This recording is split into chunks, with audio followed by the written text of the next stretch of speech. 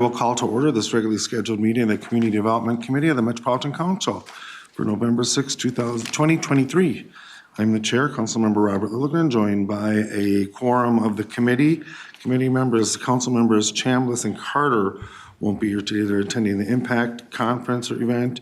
And Councilmember Johnson just reached out and she had a heavy workload and a family thing that she had to help her daughter out with. So, but we are a quorum and we can do the council's business. First item on the agenda is the approval of the agenda, and if there's no additions, corrections, changes, we'll assume it's approved. We have an agenda. Next is approval of the minutes of the regular Community Development Committee meeting of October 16th, 2023. Is there a motion to approve? Move approval. Second. Thank you, council members. Any discussion on the motion? Hearing none, that passes and we have approved minutes. Next, we will move into the consent agenda, which is the adoption of the utility allowance schedule for Metro HRA rent assistance programs. Is there a motion to approve? Move approval. Thank you. Council members, discussion on the motion. Hearing none, all in approval, please say aye. Aye. Opposed? That carries. We'll now move into our non-consent business items. And council members, may notice that all of them are same week items. That's because we need to get them in front of the council this cycle because we don't have another council business meeting until December 13th. And I think all of these items are on their own time schedule as the clocks are ticking on them. So we need to make sure that we're moving them forward. So the first non-consent business item is item 2023-260. It's the West Mississippi River Regional Trail Park Acquisition Opportunity Fund for the Three Rivers Park District. And Ms. Lee is here to present. Welcome. Thank you, Chair and council members. For the record, I'm Jessica Lee. I'm here to present business item 2023-260, Park Acquisition Opportunity Fund for West Mississippi River Regional Trail, the Coutolenc property for Three Rivers Park District. The West Mississippi River Regional Trail is located along the northeast border of Hennepin County alongside the Mississippi River. It travels from Dayton through Champlin, Brooklyn Park, and Brooklyn Center.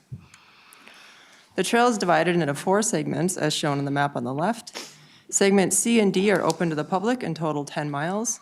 Segments A and B will add an additional 10 miles once they are constructed. The map on the right shows segment A in greater detail. The 1-acre Coutolenc property is located in segment A in the city of Dayton near Gooden Park. This map shows a close-up of the Dayton segment. All the land in public ownership is shown in green. The subject property is circled in yellow. Three Rivers is pursuing fee title for much of this segment of the trail for many reasons. They want to protect the Mississippi River, preserve and improve wildlife habitat and water quality, and make the river accessible to the public. Acquiring the entire parcel will allow Three Rivers to build a wider, more scenic regional trail corridor, away from the road, but also up from the river where needed to further protect it, while creating important river touchpoints for the public. They are also working only with willing sellers and acquiring parcels when they become available, making this acquisition a great opportunity. This map shows the future interconnectedness of the public land along the stretch of the river, with multiple local parks, the Mississippi West Regional Park, and connections to the Diamond Lake and Medicine Lake regional trails. This area is also within the Mississippi National River Recreation Area, which is a designation that helps protect the river's natural, cultural, and scenic resources. The subject property, shaded in yellow on this map, is partially wooded and contains 135 linear feet of Mississippi River shoreline. There's a home on the property that will be removed. Three Rivers will use Better Futures Minnesota, a nonprofit reuse company, to deconstruct the home and salvage as much as possible. The property was appraised at $525,000, and the seller has agreed to that amount. The total acquisition cost is $640,000. The total grant amount would be $480,000, and Three Rivers will provide the 25% local match. A rationale for recommendation is that this acquisition is consistent with the 2040 Regional Parks Policy Plan, the Parks and Trails Legacy Fund, the West Mississippi River Regional Trail Long Range Plan, and Three Rivers Park District is within its $1.7 million per fiscal year limit for the Parks and Trails Legacy Fund Park Acquisition Opportunity Fund. Our recommendations are that the Metropolitan Council approve a grant of up to $480,000 to Three Rivers Park District to acquire the 1.1 acre parcel located at 16590 Dayton River Road in Dayton, Minnesota for the West Mississippi River Regional Trail, and authorize the Community Development Director to execute the grant agreement and restricted covenant on behalf of the council. And with that, I'm happy to take questions. Thank you, Ms. Lee. Questions on that report? Councilmember Wolf. Thank you, Mr. Chair. I had asked Mr. Mullen for a better understanding of how many of these we're going to acquire, because it is a big acquisition for a trail. And I didn't hear back before the meeting, so I'm still asking. And Ms. Lee? Thank you Mr. for your Mullen, oh, I question. didn't see you sitting there. Come on down. Go ahead. Thank you, Chair and council members.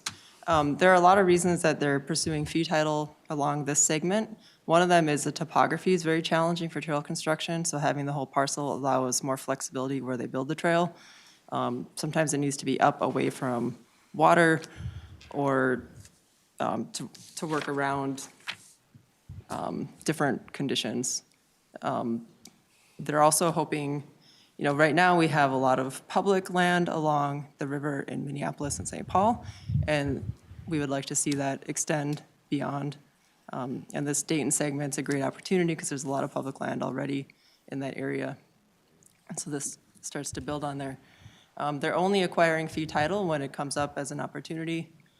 And there will definitely be portions of the trail where they'll pursue easements instead, where it's more practical and where the trail allows for that. Mr. Mullen, anything to add? Chair and committee members, this is an area in Segment A that Three Rivers had designated as for fee title acquisition. Because of the desire to have these touch the river experiences, they're trying to actually create space for people to come down and experience the Mississippi River in Dayton. So and we did put a request into Three Rivers for a map of the area, but they're working on that. But I think it's a more complex question than they were ready to that they had answers for about which exactly will go for easement, partly because of what Jessica said, that they're working with landowners, and if the property's going to be sold fee title, that's what they're pursuing. So, Councilmember Wolf? Thank you, Mr. Chair. It didn't really answer my question. I mean, I get the general idea, but, when we're buying an acre at a time, it would be nice to have a better understanding of what is the end result, because, yeah, it's great to touch the river, but if it's going to be basically a long linear park along the river, then they should show us the plan of what that is, not just a trail, but a linear park. Sure. Good point. Thank you, Councilmember. Further discussion, Councilmember Bento, then Councilmember Lee. Thank you, Mr. Chair. I just wanted to note that this got the full support of MPOSC at its meeting. And one of our commissioners, Monica Dillenberg, spoke very enthusiastically about this proposal. She lives near here, and she and her family are avid, very supportive users of the parks and look forward to this. So just wanted to make that Thank you. point for the record. Thank you for that report. Councilmember Lee. Thanks, Mr. Chair. Just a quick comment. One of the first businesses that reached out to me when we were appointed in my first term in 2019 was Better Futures Minnesota, and they invited me to their warehouse in, I think it's in the Cedar Riverside area. And I toured their facility in the warehouse, and it's really fantastic work that they're doing, repurposing, old buildings. And so I'm glad that we're contracting with them. Thank you. Further discussion on this report? Hearing none, staff has recommended that we approve the grant of up to $480,000 and authorize the Community Development Director to execute the grant agreement. Is there a motion? So moved. Thank you. Is there a second? Second. Thank you. Discussion on the motion? Any discussion? Hearing none, all in approval, please say aye. Aye. Opposed? That carries, and we look forward to hearing more about the plans up in the northwest corner of Hennepin County. The next non-consent business item is 2023-261. It's the Battle Creek Regional Park Long Range Plan for Ramsey County, and Colin Kelly is here. Colin Kelly is here to report. Mr. Kelly, welcome. Thank you, Mr. Chair. Good afternoon. Council members. It's me, Colin Kelly, Planning Analyst in the Community Development Division in the Regional Parks Unit, here to present the Battle Creek Regional Park Long Range Plan on behalf of Ramsey County. I should note that both Scott Yonke and Ben Karp, both from Ramsey County, are here today and could respond to questions after the presentation if that is needed. Just to provide a little bit of geographic context, the regional park here is located in the east central part of the regional park system in southeast Ramsey County, including portions of St. Paul and Maplewood. The figures you see here are figures 1, 2, and 3 in your staff report. Ramsey County's portion of Battle Creek Regional Park can generally be divided into two main segments, the Battle Creek and Pig's Eye segments. The Battle Creek segment offers multiple recreational amenities such as picnic areas, a swimming area, an off-leash jog park, winter sports, and a visitor center, as well as maintained trail systems. It is the main focus of this long-range plan. This plan was developed to act as a separate guiding document from the Pig's Eye Lake Long-Range Plan Amendment approved by the Council in April 2021. That plan amendment addressed natural resource and public safety improvements. Ramsey County started the long-range planning efforts for the Battle Creek Regional Park Long-Range Plan in spring 2019, almost 5 years ago, prior to the COVID-19 pandemic. Stakeholder agencies are the key decision makers throughout the planning process and were primarily involved through the Project Management Team, or PMT. The PMT is defined as the decision-making body for the project. However, all decisions were informed by feedback from the community. The PMT guided the planning effort by providing recommendations for approaches and decisions at key project milestones. The PMT consisted of representatives from Ramsey County, the cities of St. Paul and Maplewood, the Minnesota Department of Natural Resources, SRF Consulting, and Wakantipi Awanyagapi, formerly known as the Lower Phelan Creek Project. Following 5 PMT meetings in late 2019 and early 2020, and regular communications throughout the development of the plan, the county received resolutions and letters of support from Ramsey County Parks and Recreation Commission, the cities of St. Paul and Maplewood, and District 1 Southeast Community Organization. These are attachments 1 through 4 in the staff report.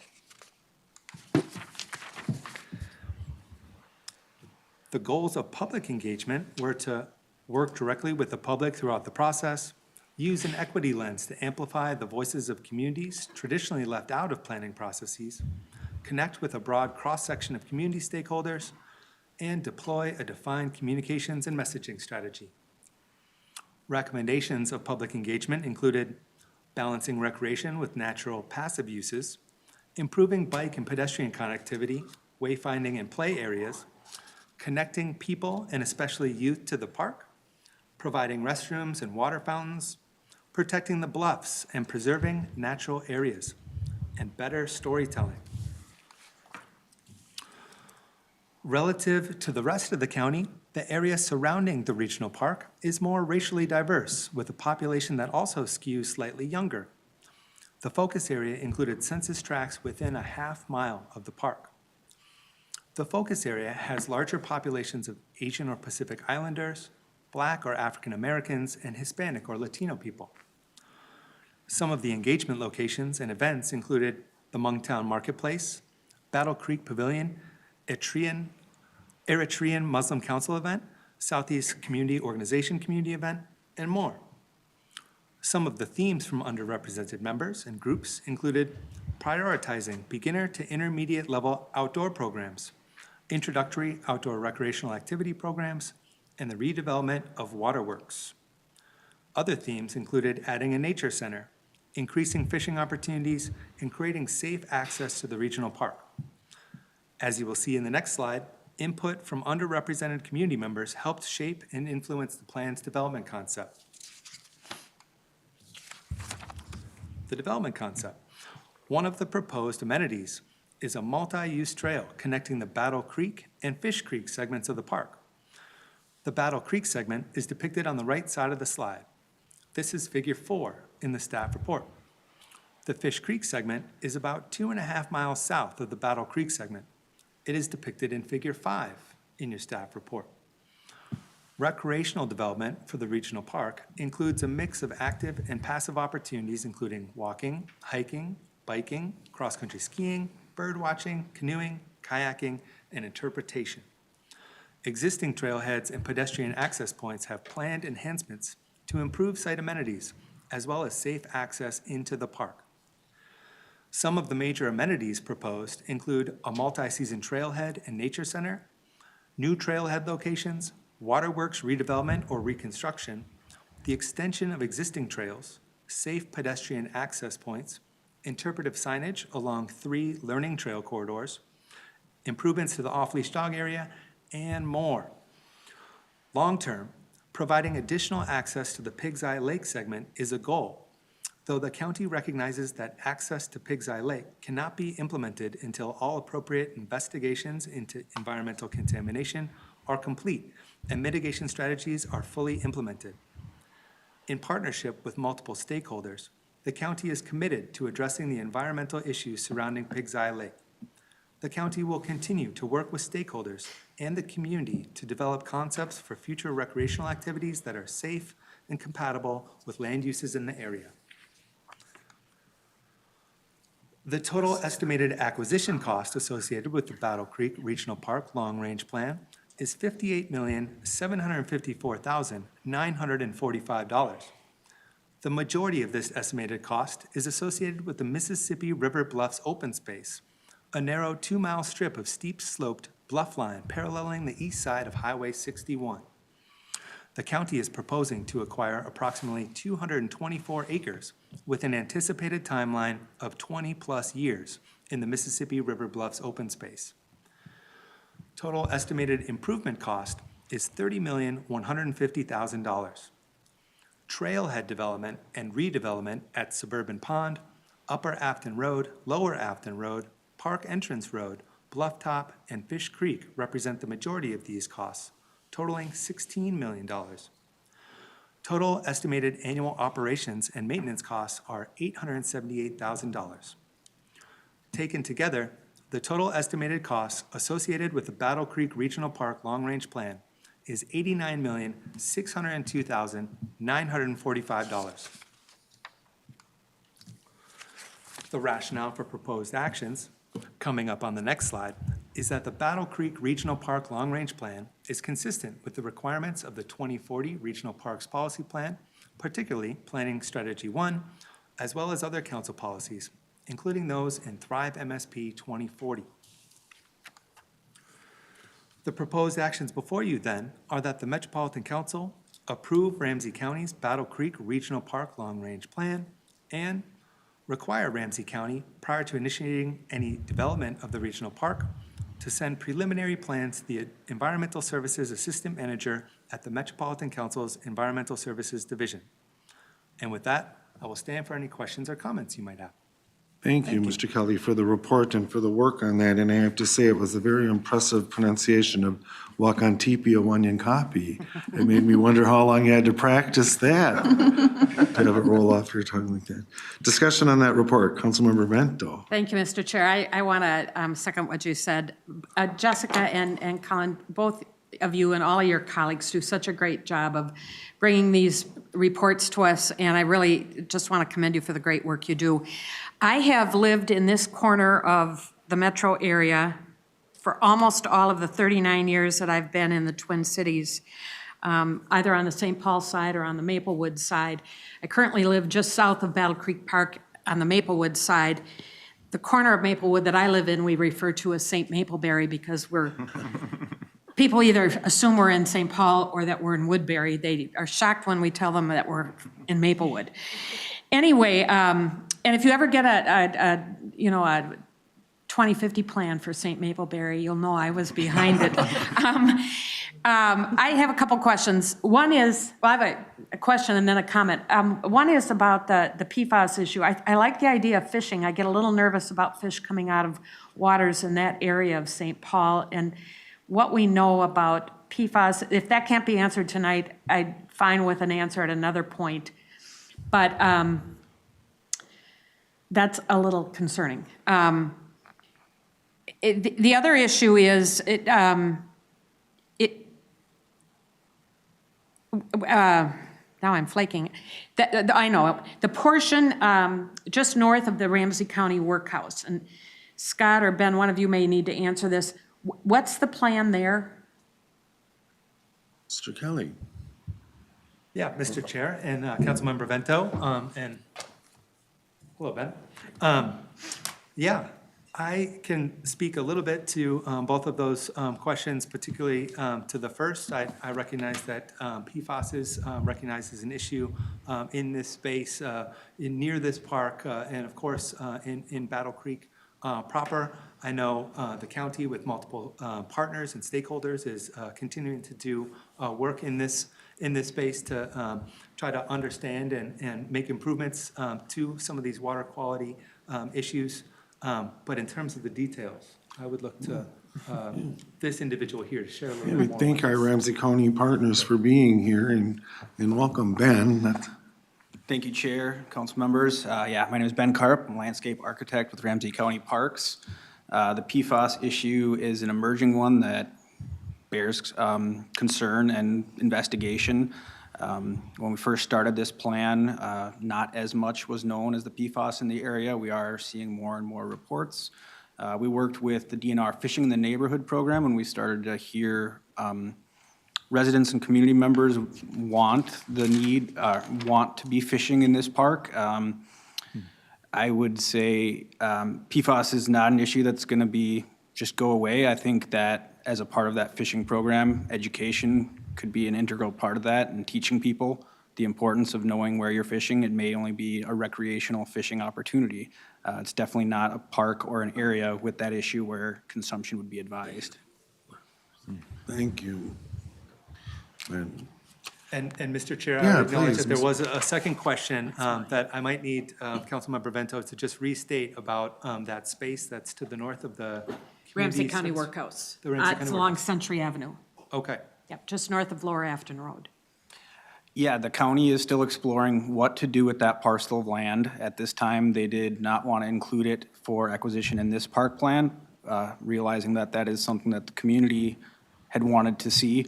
But the exact development and build-out of that property, I could not speak to at this time. Okay, thank you, I appreciate that. Thank you, Councilmember Vento. Further discussion, Councilmember Landstrom.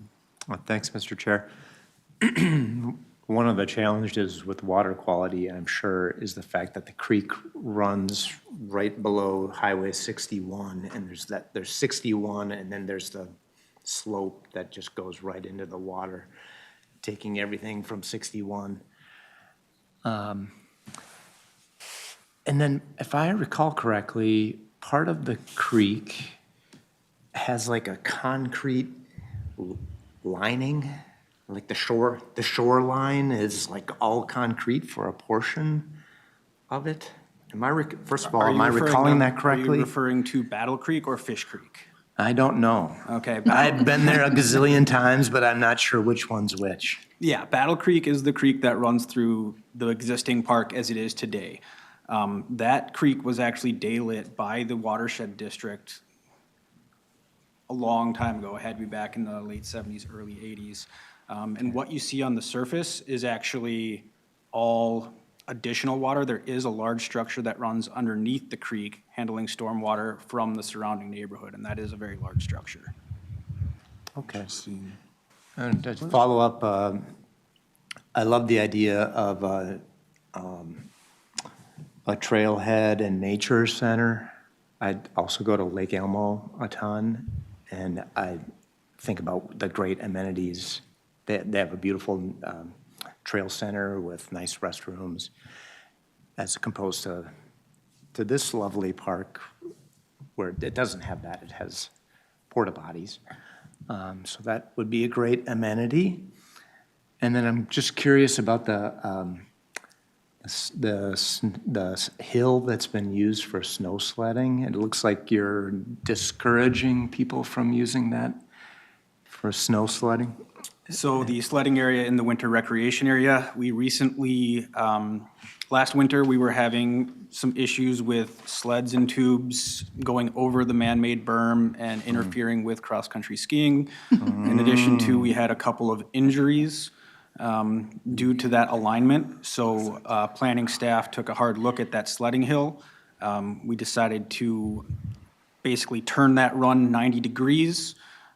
If you had been out there about halfway through the season, we kind of reduced the full height. The new height is actually identical to where we had people going off last year and weren't experiencing as many issues.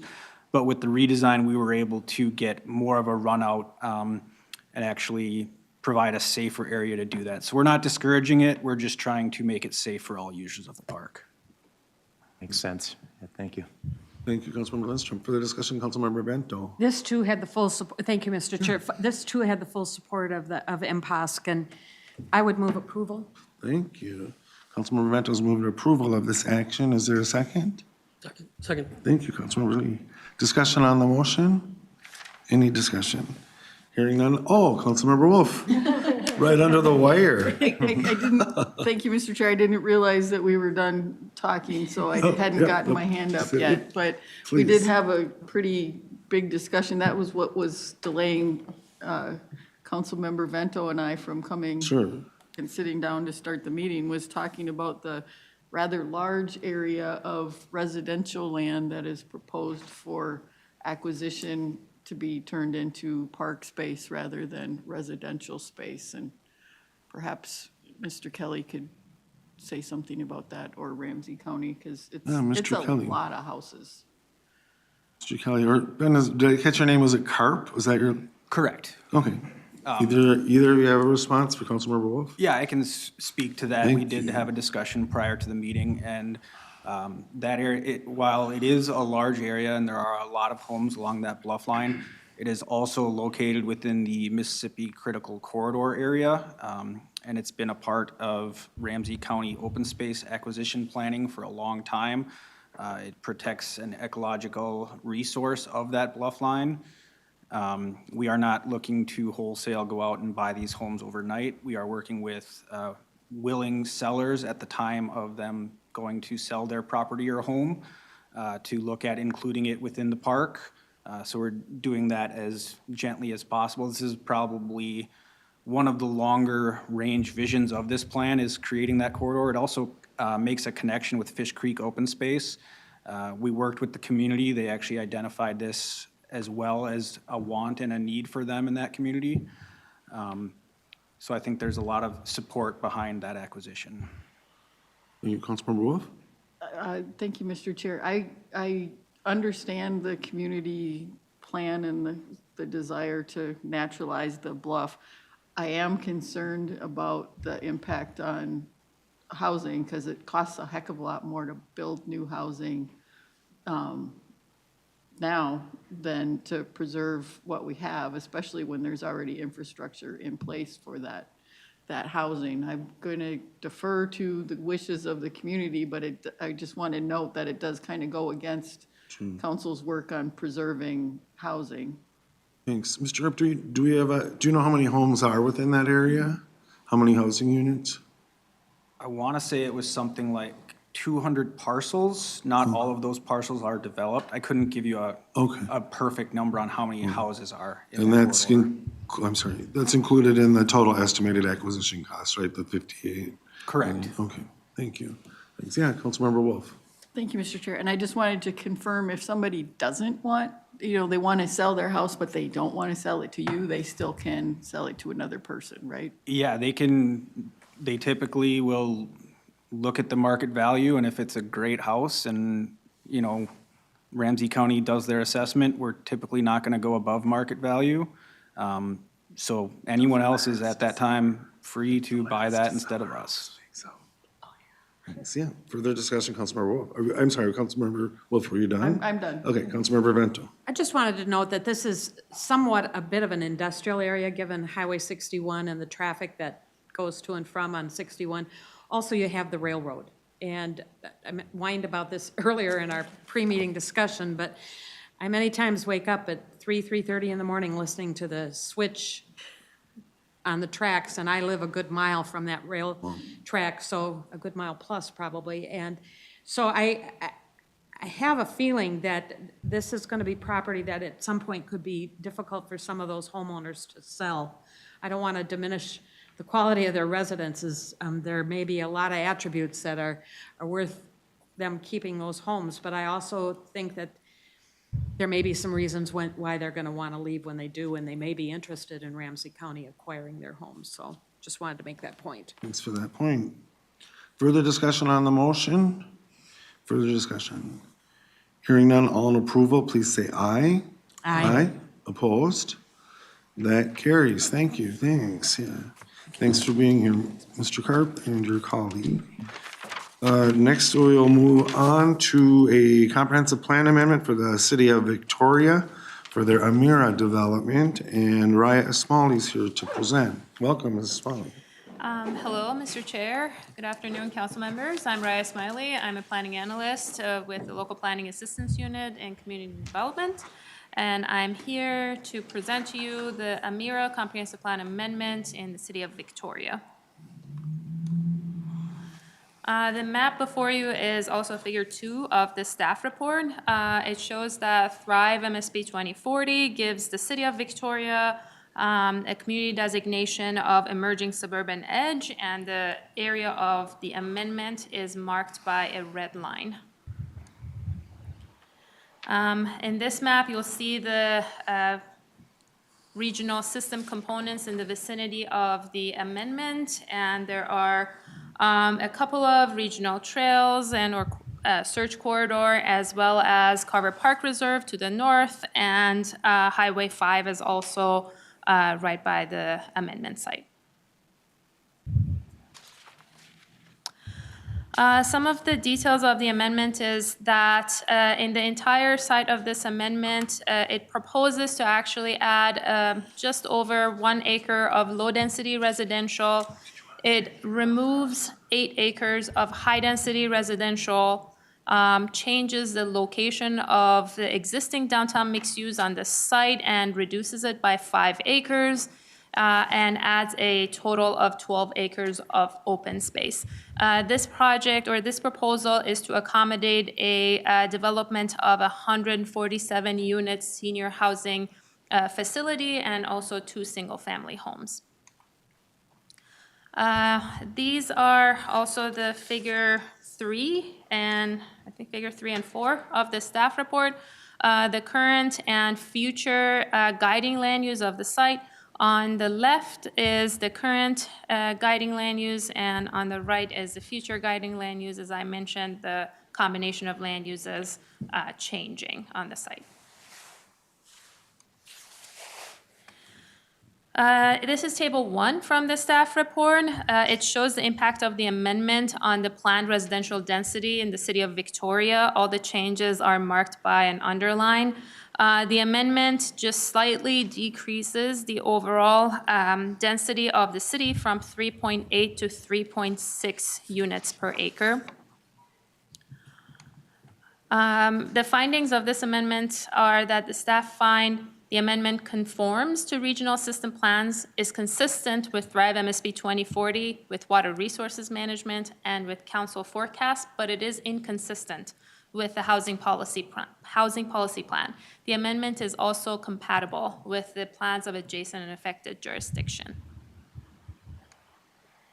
So the proposed action before you is that the Metropolitan Council will authorize the City of Victoria to place its comprehensive plan amendment into effect, find that the amendment does not change the city's forecast, find that the amendment renders the city's comp plan inconsistent with the council's housing policy, and that the city is therefore ineligible to participate in the LCA programs, and advise the city to be consistent with the council housing policy. The city needs to re-guide additional acres expected to develop in the 2021 to 2030 decade to a land use with a minimum of 12 units per acre to accommodate a minimum of 118 additional units. and also advise the city to implement the advisory comments in the review record for transportation and wastewater. As Mr. Chair noted earlier, this is the same week item, so you will review this item at the Metropolitan Council meeting this Wednesday, and that's because the council has 60 days to complete its formal review of an amendment, and the 60-day for this amendment ends on November 25th. With that, I am happy to answer any questions you may have. Thank you, Mrs. Esmaeili, for the report on this and for your work and for working directly with the City of Victoria to bring this forward. Councilmember, I just demoted you. Director Barajas, do you have a comment on this? I just wanted to thank Raya for her work on this. I know it's been a lot of work, and for council members, I know what you get in front of you on plans and plan amendments is often a 5 to 10 minute presentation, but doesn't really truly reflect the weeks and months of work that staff put into working with staff locally, with local units of government. There's have been, especially when we work on issues where there are policy inconsistencies, there can be a lot of conversation and a lot of back and forth because we are working to bring you plans that are consistent with your policies, but obviously not all of them will end up that way. So I just wanted to really recognize the diligence that Raya has put into working with staff locally and continue to work with them, and really appreciate her hard work on this. Thank you, Director Barajas. Thank you, Mrs. Esmaeili. It's and just to know that the council appreciates it as well, as I'm sure the City of Victoria does. Further discussion, Councilmember Lee. Yeah, thanks, Mr. Chair. Thanks, Raya. On page, or slide 4, the current future guiding land use, there's a body of water on the left map that doesn't show up in the right maps. Does that mean that the city will just backfill that body of water? Mr. Chair, Councilmember Lee, no, I think this is just a bit of an oversight, but also open space is a land use designation that includes bodies of water. So just because it's not shown there doesn't mean that the water will go away. It's just basically just the entire area has a designation of open space because water by itself isn't exactly a land use designation. So it's just a designation of the site, but the water won't go away. Okay, thanks. Good catch, Councilmember Lee. Very smart. Further discussion on this report? Further discussion? Hearing none, I would entertain a motion to approve this item. Move approval. Thank you, Councilmember Wolf. Is there a second? Second. Thank you, Councilmember Lee. Discussion on the motion? Any discussion? Hearing none, all in approval, please say aye. Aye. Opposed? That carries. Thanks again. And our final non-consent business item is 2023-270, again, same week. This is an application to the U.S. Department of Transportation's Thriving Communities Grant Program, and Director Barajas will present. Welcome. Thank you, Mr. Chair, committee members. It's my privilege to present this business item to you on behalf of our team. Stephen Klimek really deserves all of the credit for this work. He's been working really hard on this, but he's at the Impact Conference today, so it is my responsibility to bring it over the finish line, if you will, for him. So in front of you is an opportunity that we have to receive funds from the U.S. Department of Transportation. Today I'm going to talk a little bit about that grant opportunity, how that work aligns with our regional planning efforts and other activities that the council has undertaken recently, and then seek your authorization to apply for that grant. As a reminder, the council has an internal policy, FM 15-1, that's outlined in the business item that indicates that staff must receive approval, council approval, to seek grants or funds exceeding $500,000, which is why we're in front of you today. So the opportunity from the U.S. Department of Transportation is called their Thriving Communities Regional Pilot Program. They have been running a national technical assistance program, I think just last year, maybe a little bit longer, but more recently have opened up this new regional pilot to provide and make eligible regional entities like the council to provide technical assistance locally within their region. The U.S. Department of Transportation is offering grants of up to $2 million for a performance period of 3 years and will select 4 to 5 applicants across the nation to receive these grants. So truly in a pilot format, not very extensive as far as its reach, but really an opportunity that can help us advance some of the council's efforts. Applicants are required to identify communities within their jurisdiction to receive technical assistance. So while we might have a regional scope, we do not need to serve, per the grant requirements, we do not need to serve the entire region, but could focus our efforts on a particular portion within our jurisdiction, according to the grant guidelines. And further, that the capacity builders are intended to play a technical assistance, coordination, and capacity building role for those selected communities as a part of that opportunity. So the intent of this program is really to create support the advancement of transformational transportation opportunities in disadvantaged communities. And the program intends to advance projects forward into their next phase of development to deepen community engagement and align with local or regional zoning, land use, economic development, or other plans and investments. So the concept that staff have been working through is really building off of the work that Sam O'Connell at the council had been leading with the anti-displacement efforts along the Blue Line extension, and really taking those recommendations to that next step and that next phase of this project and continuing that work. So intending, the scope that we've been working through is supporting that coordination and implementation of those anti-displacement recommendations with local communities that have been involved so far.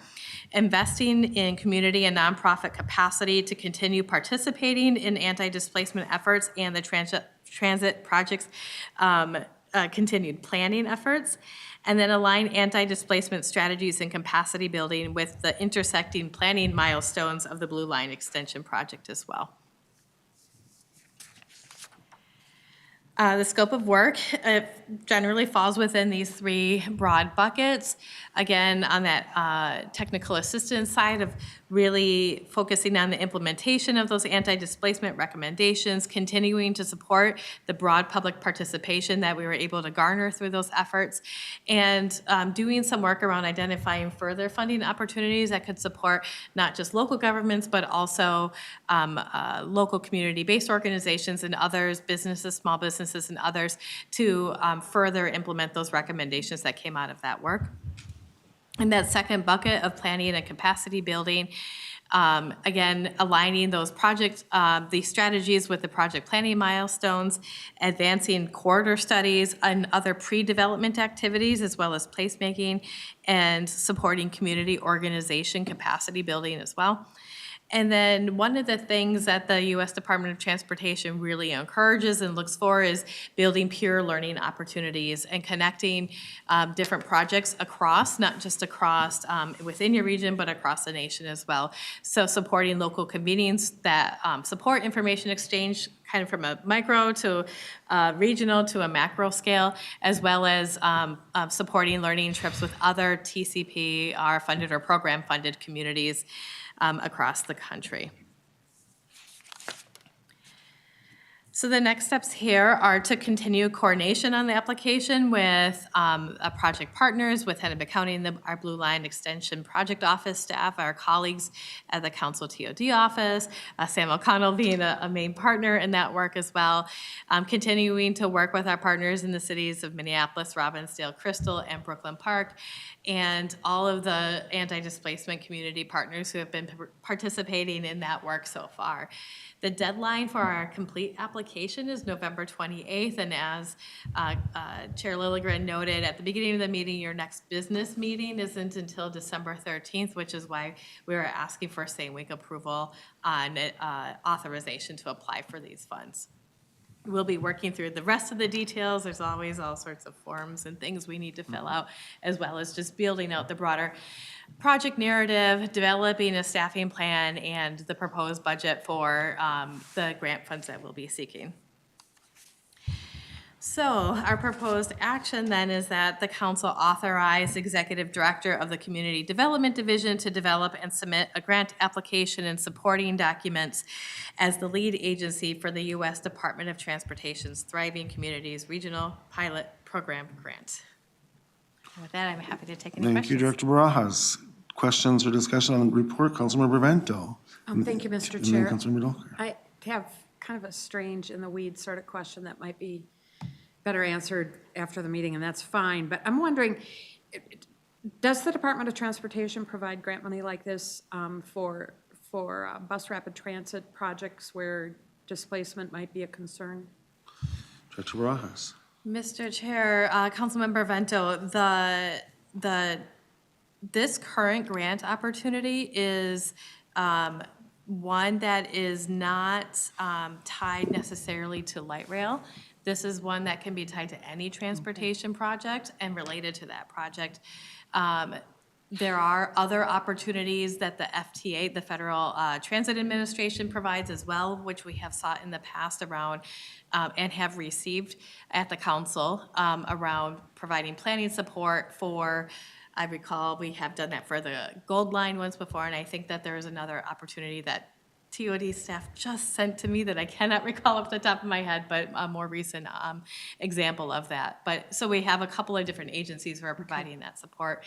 Our previous Sustainable Communities grant, that was a similar opportunity that we had for supporting similar types of community engagement and technical capacity support along the Green Line Central Corridor, was provided through the U.S. Department of Housing and Urban Development. So kind of get a little flavor of different agencies across over the years.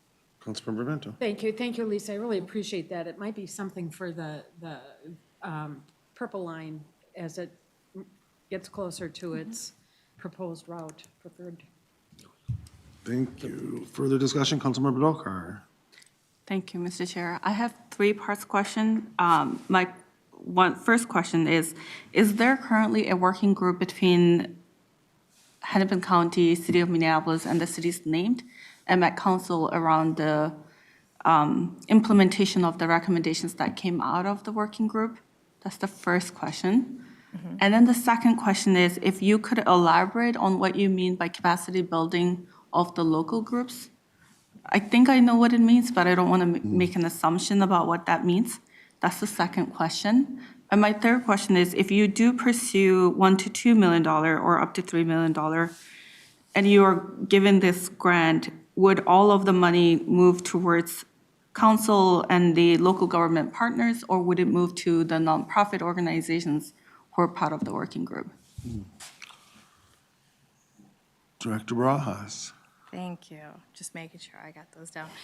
Thank you, Mr. Chair and Councilmember Dolkar, on the working group and whether we continue to have a working group work on implementation.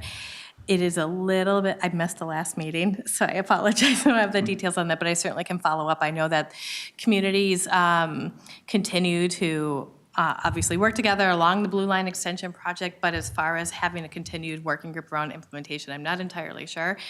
Certainly the conversations that our staff have been having with representatives from the city and the county as part of building this are related to that, and they would be better equipped. Stephen would know 100% if he were presenting this, but I can confirm that for you and follow up afterward, if that's all right. On your second question, I think I only wrote down two questions. The capacity building. Capacity building. What we mean by capacity building. Capacity building is a combination of things, Mr. Chair, Councilmember Dolkar. Capacity building for local units of, for local units of government is really related to building and understanding and related to some of the kind of peer exchanges and learning from other regions as well.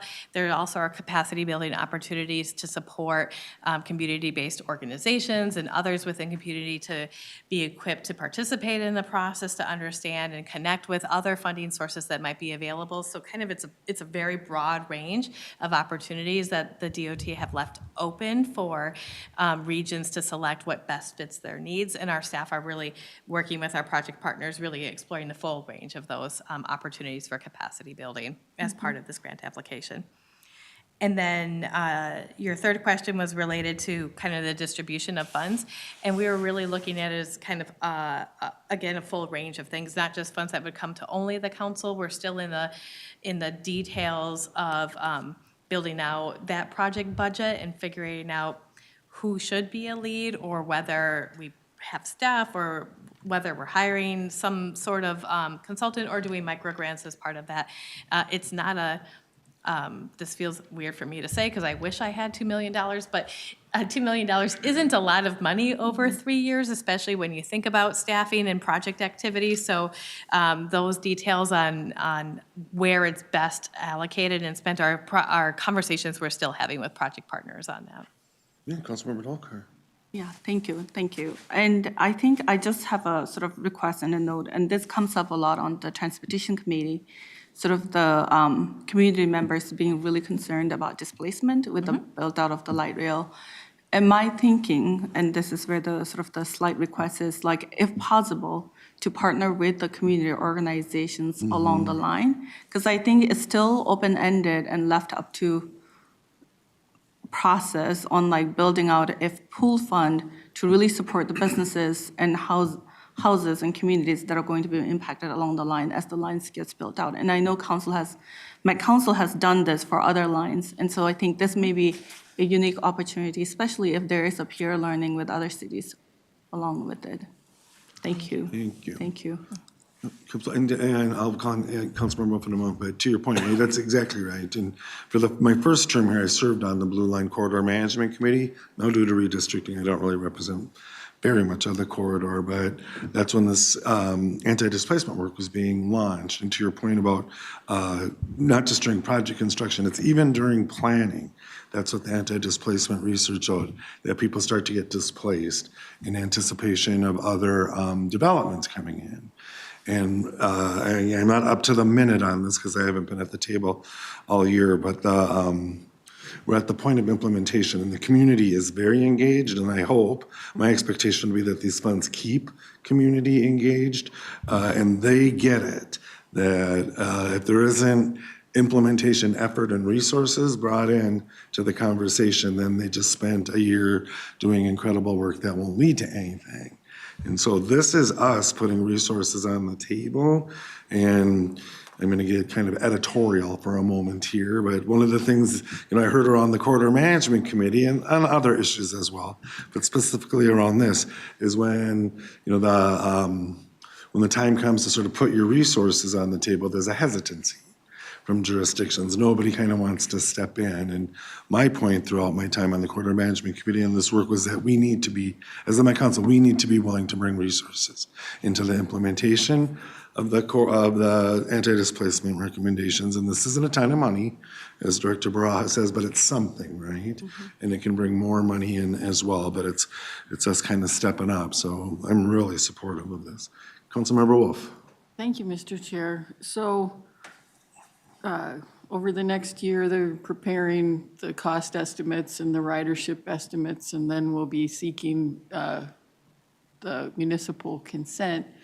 What happens if the cost is too high, the ridership is too low, or there's not municipal consent? Then what happens to the money? Thanks, Director Barajas. I asked her the same question. So I know she has an answer. Mr. Chair, council members, certainly if at some point along the line that, along the performance period of 3 years that the project fizzles or changes its location, our understanding that this is broad enough to continue working with communities in the event of change in location, because especially being in that planning period, if there for some reason that this project were a no-go, then that's something that we would have to talk with the U.S. Department of Transportation about. Well, what does this mean? Are we still oriented around? Are we still eligible? Because at the end of the day, the capacity building and the opportunities are really beneficial for the community and for residents in the area to really be thinking about and continuing that investment. And I'm editorializing here. I'm of the mind that I would like to try to keep that money if at all possible and make the case for that. But certainly, hopefully we don't have to cross that bridge, but we certainly will if we need to. Councilmember Wolf? Is I'm that- done. Thanks, yeah. And again, just lifting up with the work that C. Terrence Anderson has been leading around anti-displacement research that's shown on our other lines. It's at the planning stage that people actually start getting displaced. And so that was really lifted up at the Corridor Management Committee. And so if there's a change of location, a change of mode or something, we're still displacing people with our planning. And so I'm glad we're pursuing this pilot, and I am hoping that we'll be competitive.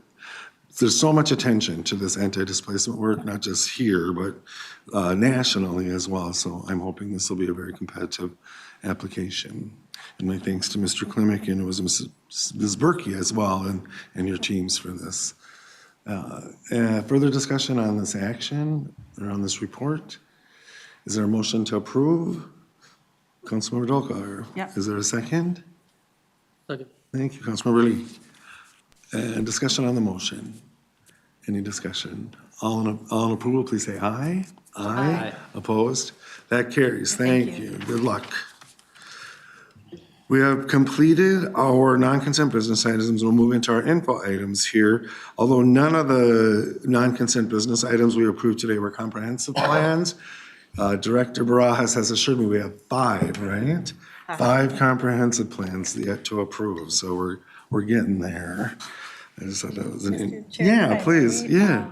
Those 5 plans that we have remaining are for very small communities. The ones where I think we might have more staff in my division than living in some of those communities.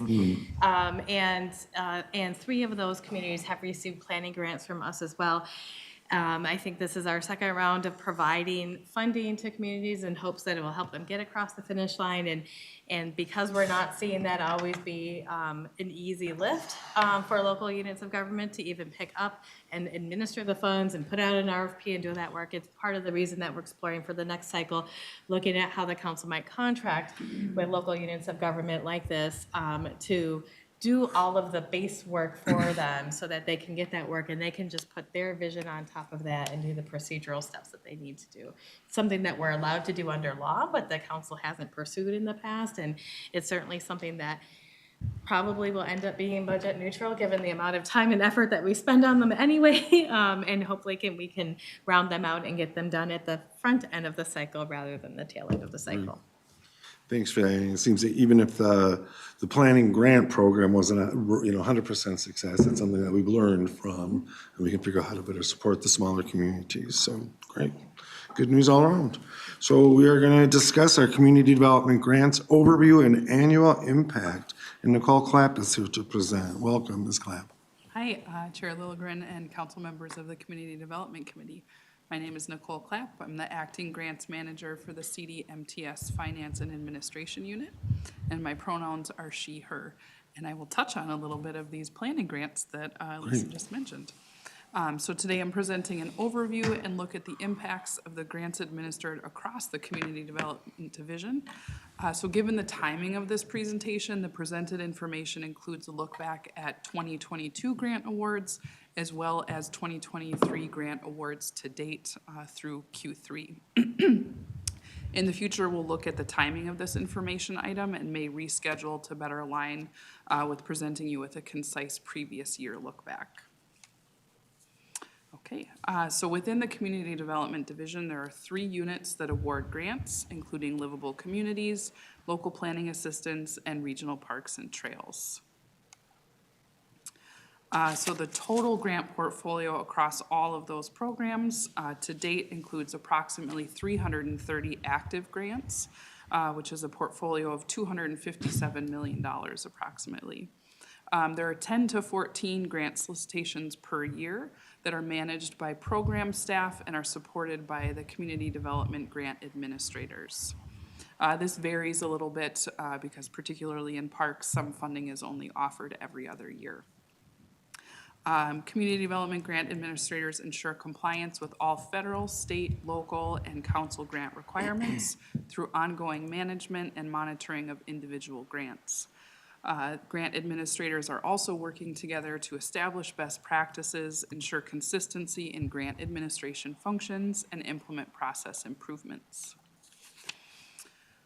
So looking at livable communities specifically, these grants are supported by the Livable Communities Act, which was adopted by the Minnesota legislature in 1995. LCA provides competitive funding for communities to invest in local economic revitalization, workforce housing initiatives, and development or redevelopment that connects different land uses and transportation. The funding for this program is from the property tax levy. There are presently 76 participating communities that are eligible to compete for funding from all 4 program areas. And from the outset, so 1996 to present, the council has awarded 1,344 grants totaling over $503 million in livable communities funds. These grants have leveraged billions of dollars in private and other public investments. The programs that I mentioned previously include the Livable Communities Demonstration Account, otherwise known as LCDA. There's also the Transit-Oriented Development Grant Program under LCDA, the Tax-Based Revitalization Account, otherwise known as TBRA, the Local Housing Incentives Account, or LHIA. And there's pre-development and policy development grant programs, which are relatively new. And also new in 2023 is the LHIA Affordable Home Ownership Pilot Program. So the current, excuse me, active portfolio of LCA grants through Q3 of 2023 is approximately 170 active grant projects totaling over $77.3 million. To date, there is $17 million of that has been spent, and a remaining $60 million to be spent. Funding is helping to create jobs, affordable housing, and private investment in areas around the region. So some statistics from the 2022 round, the last complete year that we have information for. We still have 1 round to go in 2023 that you guys will be seeing in December.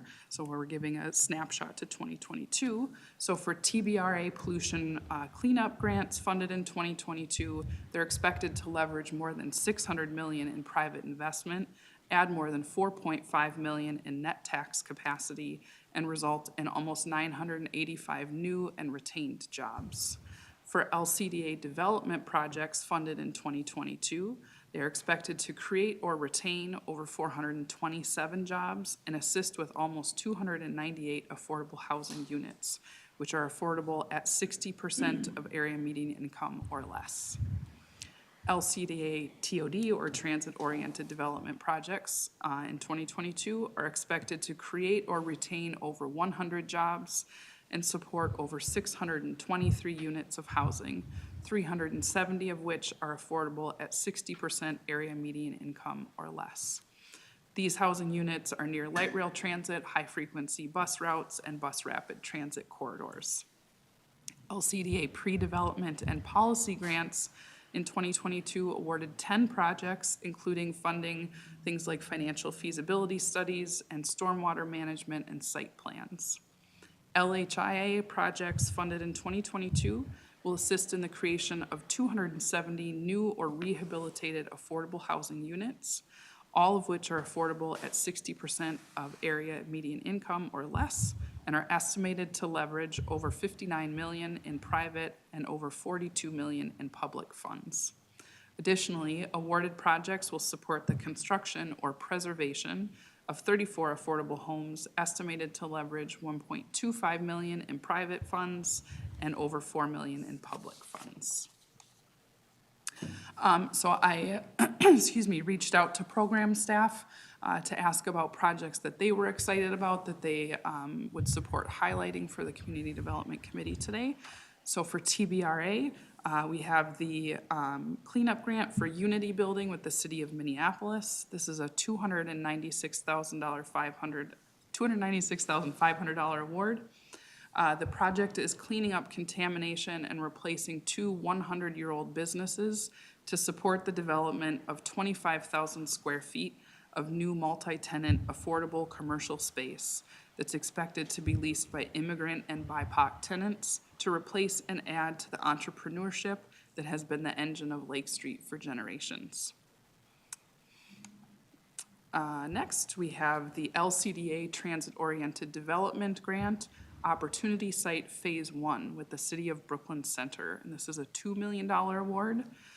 This grant project demonstrates how a city's deep place-based community engagement and development visioning can lead to a transformation of a large auto-oriented area into a new high-density community with a range of options for housing, services, and amenities.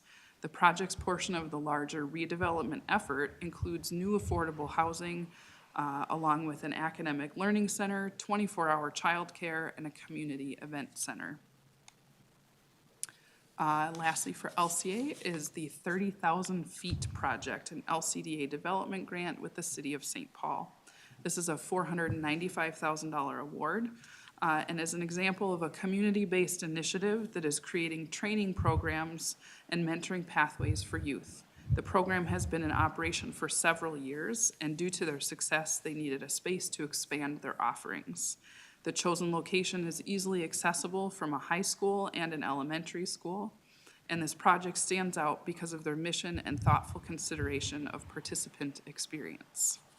All right, so moving on to regional parks and trails. So regional parks grants are supported by funding from the Constitutional Land and Legacy Amendments, Parks and Trails Fund, State Bonding Appropriations, Environment and Natural Resources Trust Fund, State General Fund, Council Bonds, and Park Interest Earnings. These funds are awarded or passed through to the 10 regional park implementing agencies you see listed on this slide. From state fiscal year 2010 to present, which is the beginning of the Legacy Amendment, the council has awarded over 730 grants, totaling over $487 million to the 10 regional park implementing agencies. The grant programs include the Parks and Trails Legacy Fund, the Park Acquisition Opportunity Fund, the Regional Parks Bonding Program, the Competitive Equity Grant Program, Operation and Maintenance, a little bit of an unusual quasi-grant program. And new for state fiscal year 2024, we have the Modernization Program, which is funded with a mix of State General Fund and Council Bond Match for a total of $15 million. And then we also have the one-time appropriation for hazard tree removal and ash replacement from State General Fund. So regional parks are a little bit different than LCA in that most funding is distributed to the 10 regional park implementing agencies based on formulas that are defined in either statute or in the regional parks policy plan. The exceptions to that are the Park Acquisition Opportunity Fund, which is a first come, first served basis, and the Equity Grant Program, which is competitive. And some statistics from these programs that is a sort of a comprehensive look back from fiscal year 2010 to present. There have been 399 legacy grants that have been awarded, totaling more than $249 million. These projects include capital improvement, natural resource management, programming, outreach, and long-range planning. Agencies have been able to fund historically underfunded activities, such as the creation of new staff positions and programmatic offerings in the cities of St. Paul, Bloomington, Carver County, Dakota County, and Ramsey County. Examples, excuse me, of infrastructure projects include the development of a new regional trail in Scott County, the Merriam Junction Regional Trail. Has a different name in our policy plan, but that's going to be the new name for the trail. And that will be connecting Scott and Carver counties across the Minnesota River. There's also a development and improvement of interpretive displays and building infrastructure improvements at Wargo Nature Center in the Rice Creek Chain of Lakes Park Reserve. There have been 118 Park Acquisition Opportunity Fund grants totaling more than $57 million, adding integral acreage to the regional park system, ensuring these acres are protected from future development and kept for future natural resource and recreation benefits. Examples include, in this previous year, numerous trail acquisitions for Dakota County's North Creek Greenway Regional Trail and Lake Marion Greenway Regional Trail. There have been 161 regional park bonding grants totaling over $101 million for capital improvements throughout the regional park system, including a new project in Carver County for the replacement of boardwalk at Baylor Regional Park, and lakefront development at Spring Lake Regional Park in Scott County. 26 competitive equity grant program grants totaling more than $2 million. We have a new round that you guys have seen the NOFA for. Applications are open now, so we'll be having some new grants added to that portfolio soon. Modernization grants are currently under development by implementing agencies, so more to come for those. And hazard trees grants are going out soon. So the current active portfolio through Q3 of 2023 is 160 active grants totaling more than $180 million. $25 million have been spent on projects with $155 million remaining to be spent. And again, a difference to note with the Parks program is that $70 million in FY24 funding is available for new projects that are currently under development by park implementing agencies, and that's of their formula-driven distributions that they're working on. So this funding is helping to improve facilities, acquire land, create programs, engage with the public, and advance equity in the regional trail system, park and trail system. Okay, so for some highlighted projects, again, I reached out to program staff to handpick some interesting projects to highlight. So the first is a Park Acquisition Opportunity Fund grant for Chain of Lakes Regional Parks with the Minneapolis Park and Recreation Board. This is a $964,000 award. And you guys would have seen this one relatively recently, back in August, I believe. So the acquisition of this property provides contiguous green space and parkland and allows for an expanded nature play area with sweeping views of Lake Bedeh-Makaska. The property contained a home that was damaged beyond repair by a fire and has since been removed. However, many mature oak trees that were on the property were thankfully not damaged during that fire, so provide a nice wooded. We have a question from Councilmember Wolf. Oh, sure. Thank you, Mr. Chair. I'm assuming that picture is not of the property and that's at Gale Woods Park. It is not. That is, yeah, I live good fairly observation. near here, and I've never seen sheep. I should have updated with an accurate photo. Downtown Minneapolis has changed a lot. They've gotten so green. Yeah, didn't you know we were gonna have a special recreation feature at Bedeh-Makaska? So it's rare for an acquisition opportunity such as this to present itself within the urban core. St. Paul and Minneapolis have very few parcels that are, that come available for acquisition. So the PAOF program is really vital in enabling agencies to seize those opportunities when they do present themselves. Okay, so this one, interestingly, you heard a little bit about during the Battle Creek Long Range Plan amendment earlier. So this is with the modernization program. It's a recent application from Ramsey County for improvements to the Waterworks aquatic facility. So this is a roughly $1.3 million award. And so this came out of a 2022 feasibility study that included community engagement, which determined desired improvements, included a market analysis and development of design options for improvements to the Waterworks aquatic facility. The facility is important to communities adjacent to Battle Creek Regional Park and provides necessary water recreation for adjacent disadvantaged and BIPOC communities. And finally, we have a Parks and Trails Legacy Fund project example. This is the Great River Passage Initiative with the City of St. Paul. So this project is advancing equity through offering programming such as family camping programs to build appreciation and exposure to the outdoors and the environment, particularly among low-income communities. This grant also included a great amount of work with the indigenous communities in the area to recognize the sacred sites along the Mississippi River, included outreach with the community, and work to continue to amplify their voices in the discussion about future capital projects in these parks. And finally, we get to the local planning assistance program. So there's not much new to inform you about with this program since last year when this was last presented to you. These grants were made available to assist communities with updating their local comprehensive plans, and they were awarded in 2016. There were 104 eligible communities, and grants range from $10,000 to $84,000. Currently, 1.81 million of the 1.86 million that was awarded has been paid out to 69 grantees. And these grants went to municipalities that had a small tax base, forecasted higher growth, or were a consortium of 5 small communities. And a new round of funding that may be reimagined based on experience and feedback is anticipated in 2025. And with that, I'm happy to take any questions you may have. Yeah, discussion on that report. Thank you, Ms. Lapp. Very, very informative. Councilmember Lindstrom. Super informative, thank you. I'm curious about the formula funds for parks. Is that set by state statute, what the formula is? Do we set that? Who sets that, and how often does that come up to review? Ms. Clapp. Councilmember, thank you for the question. It depends on the program.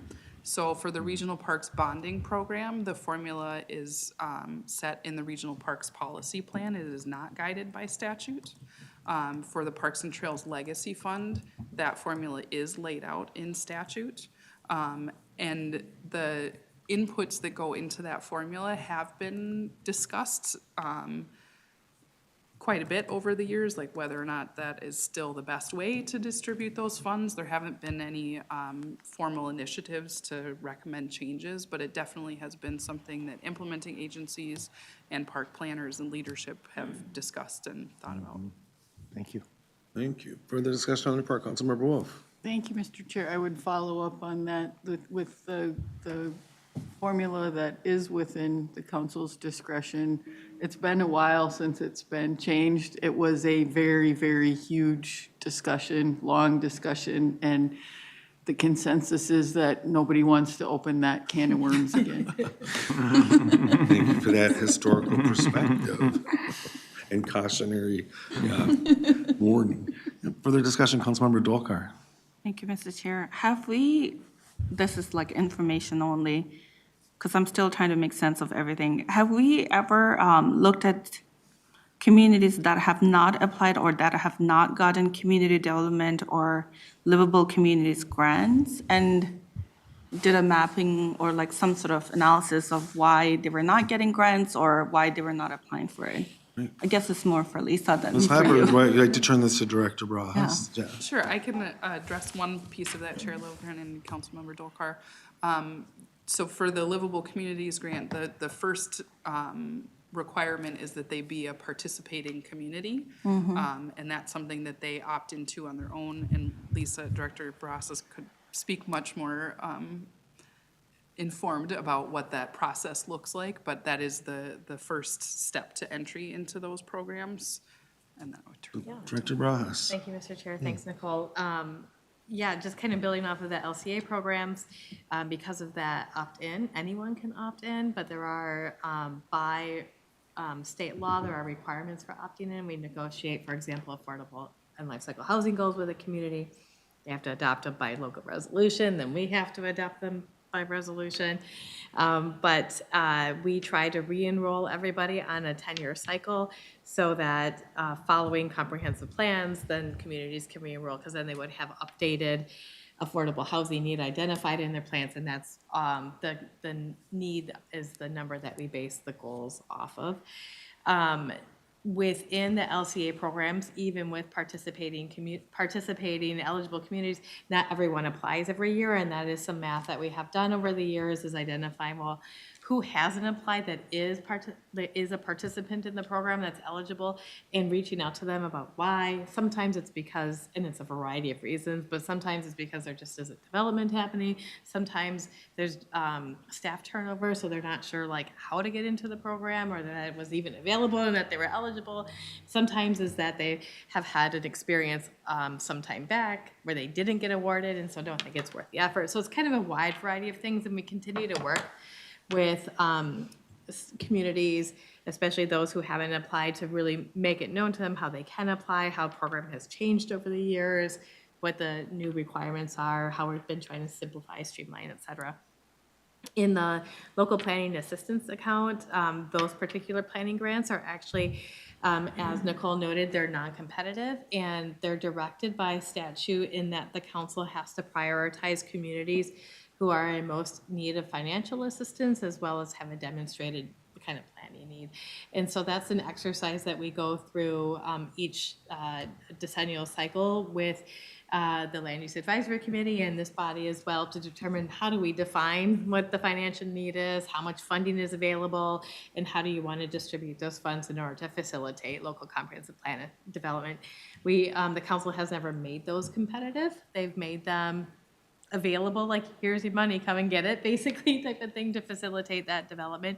And yet we still find, as I noted earlier today, that some of our communities still aren't able to spend those funds.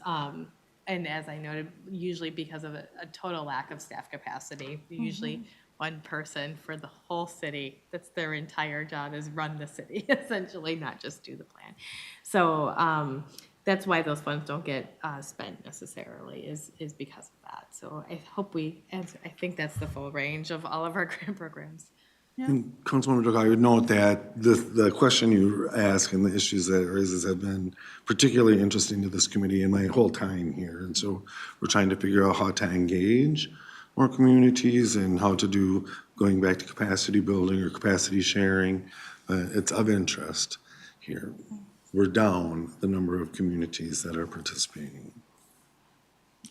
Thank you. Yeah, thank you. Further discussion on this report? Any further discussion? All right, Ms. Clapp, thank you very much. This is very, very useful information. And now we'll move on to our final information item. It's the 2024 payment standards discussion. And Terri Smith and Mr. Hitting are here to present, Joel. And I believe we'll get through this report and then you want some discussion, right, about options that you're presenting to us. Thanks. Ms. Smith. Yes, thank you, Mr. Chair and council members. My name is Terri Smith, and I'm the Director of the Council's Housing and Redevelopment Authority. I'm here with my colleague, Joel Hutting, who is the Senior Manager in Research. And we're here today to present on the small area fair market rents and some information for adopting payment standards for use in the Housing Authority in the coming year. I want to thank Joel first before we start, because without their data and analysis tools that we have here at the council, we couldn't do this. And so we're really lucky. When I talk about our research partnerships here at conferences and things in different parts of the country, people are drooling over the tools and the people we have here to help us with this. So thank Joel and his team. Thank our Steve Victory, our business systems analyst, who's developed tools, and then also Zandy Iverson. She's a financial analyst in the CDMTS budget department. So collective effort, and so the information that I'll share with you tonight is possible because of that. Our thanks to the entire team. Yes, yes. So I'm going to have just 2 introduction slides, and I'm going to turn it over to Joel, who's going to talk about what's happening in the rental market here in the Twin Cities region, and specific to Metro HRA communities, and then I'll share some options and potential adoption options at a future meeting. I'll also just mention that we presented a similar presentation to the housing work group. So Councilmember Wolf, if you're falling asleep, I know you've already heard this, so I apologize. I'm debating, should I just go home since I already know all of the answers? We'll value your input when we get to discussing the options, But we got some good input from the housing work group members, Councilmember Chambliss and then Councilmember Morales. So thank you for that. So with that, just to ground us, payment standards are really rent limits. So they're the amount of shopping power voucher holders have as they're out in the open rental market looking for a rental unit. The U.S. Department of Housing and Urban Development issues fair market rents every year. And when those are issued, housing authorities across the country are responsible for adopting payment standards between 90 and 110% of those fair market rents.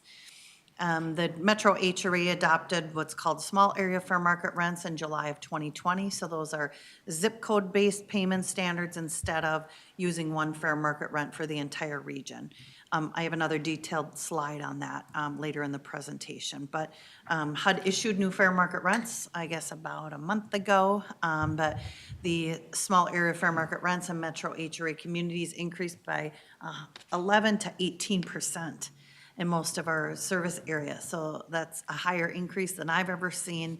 It's a good thing on one hand because it will open up additional rental units for families, but there are some budgetary impacts that I'll talk about later. And then certainly council policy direction sets the stage and encourages us to adopt payment standards that are competitive in the region such that families have options to choose where they want to live and can be successful in finding a rental unit with which to use their voucher. And with that, I will pass to Joel for the upcoming handful of slides. Okay, so just looking at the overall housing market, rental housing market specifically, you'll see that rent prices have increased. They've continued to increase, although there's kind of a hidden story behind this. So, you know, today the average asking monthly rent is $1,436 per month, and that's about a 2% increase since last year.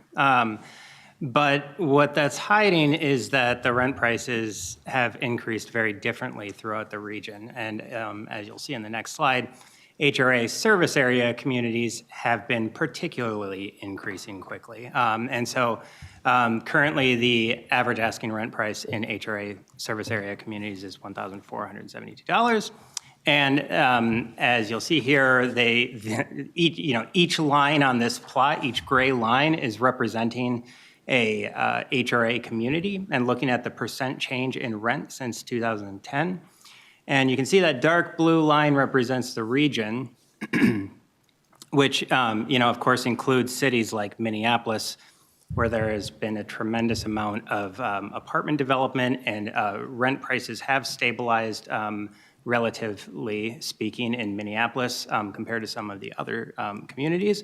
But what you clearly see in this plot is you can see all those gray lines are kind of skewed above that dark blue line. And just looking at a few select communities, since 2010, rent prices have increased by 55% in Little Canada, 49% in Eden Prairie, 40% in Brooklyn Park, compared to that overall regional increase of 33%. Just looking at these maps, I'm basically just showing the same thing spatially here. The map on the left is showing asking rent price in 2023.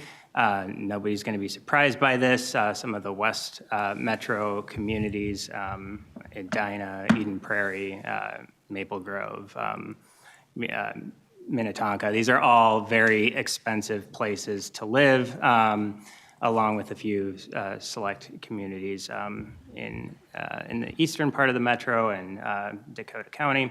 And then the one I would focus on is that percent change from 2010 to 2023 in the middle. And that really shows this long-term overall trend where, the central cities of Minneapolis and St. Paul have increased by relatively less, particularly Minneapolis. But you can see all these communities that are part of the HRA are, orange and bright red on that map. And that is the problem that we're facing. So just looking at overall rent trends by class. So looking at Class A apartments, those are your luxury apartments. Those have increased the slowest.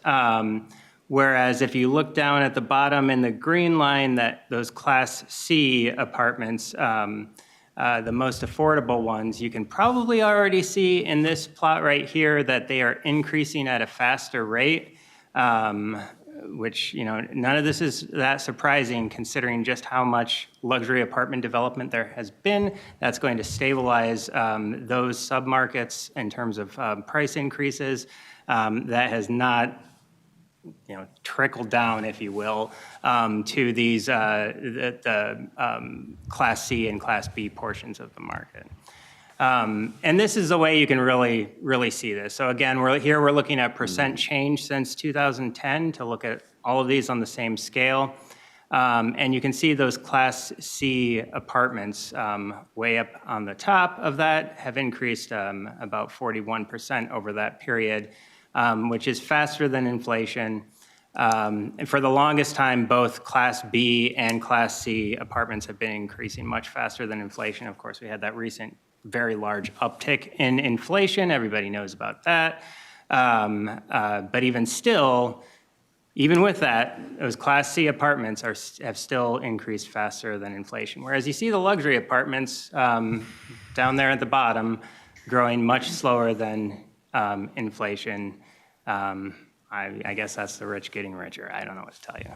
That's the deal. I'm sorry. Question from Councilmember Dokar. Thank you, Mr. Chair. Sorry, could you just explain the difference between A, B, and C? I thought C was the luxury, but you're saying A is the luxury, and so if I'm thinking in ranking, it's A, B, C, and general. So this slide will describe, pardon me, Chair, Council Member. So Class A, yes, are luxury apartments. Those are the most expensive. They average about $1,900 per month. Class B has fewer amenities, and Class C has even fewer amenities. So Class C and Class B will be the most affordable units that most of our HRA participants would be going after. And so it kind of flips on this plot because now we're looking at the percent change to really zero in on how those prices have changed over time. And that's where you see those Class C apartments just keep going up, and the vacancy rates in that submarket are still really low, meaning, if a Class C apartment hits the market, it's gone pretty quickly. Mm-hmm. Thank you. Thanks. Mr. Shooting, before you move on, please, since we paused.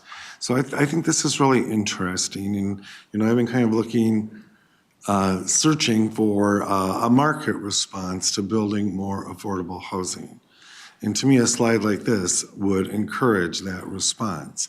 Right, you're going to get the bigger return or the fastest growing increase on most affordable units rather than your most expensive units. And so maybe you're coming to something that draws some conclusions from this, the impact on the market of exactly this slide, or maybe not. But yeah. Yeah, Chair, I don't know that it exactly. I mean, I agree. I think what you're saying is very much on point. I don't know that we would quite be there with the data, but I would say that, yes, it makes a lot of sense to me. You see a couple of dynamics happening, right? I mean, a lot of the apartment development has been that Class A development, and that has stabilized prices there.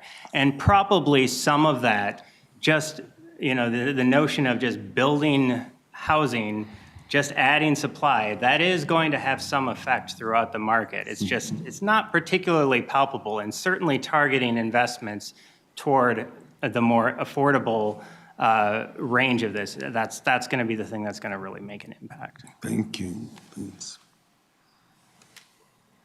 And just bringing together income and household incomes, I think, is a really important part of this conversation, right? Because incomes have also gone up, and so what does this look like when you combine these things and just look at housing cost burden? So the upshot here is that nearly 80% of renters with household incomes less than $58,000 experience housing cost burden. And that $58,000 is a couple of things. Number one, $58,000 is the median household income among renters. So half of renters are, the lower half of renters, among them, 80% are experiencing housing cost burden, and about 40% are experiencing severe housing cost burden. And, compared with basically no one earning more than $58,000 is experiencing severe housing cost burden, and, roughly 10 to 12% of people with incomes below $58,000 are experiencing costs. A question from Councilmember Barrento, please, Mr. So, do we ever take a look at what property taxes do in terms of impact on the housing cost burden? Chair, council member, I would assume that property taxes are ultimately passed on to renters, and that would just sort of be factored into their And rent. is there any way of knowing how much, well, it probably doesn't matter, but I'm curious as to how much of it is a driver in terms of these rising costs. Mr. Harding. Yeah, and it doesn't have to be answered tonight, but sometime when you're looking at it, Joel, there's a reason to flag something. I'm curious about that. Further discussion from Councilmember Wolf. Or Thank you, Mr. unless you have a Chair. response, Mr. Harding. I just Okay. wanted to follow up on that. I mean, certainly it does go into the cost of the rent. Right. But we also have the renter's refund Right. that provides a once-a-year money back, and that can be a substantial portion of the property taxes point. that were allocated to Right. that unit. It doesn't help you every month, but, Yeah. and I don't think it counts against your rent burden either. We don't compute that when we're looking at the rent burden. Thank you. That's a good answer. Thank you. Mr. Harding. Thank you, Chair. And just, I just wanted to illustrate a couple of, the humans that are in these numbers. And so I just pulled two random households. So one is a 5-person household. There's one income earner.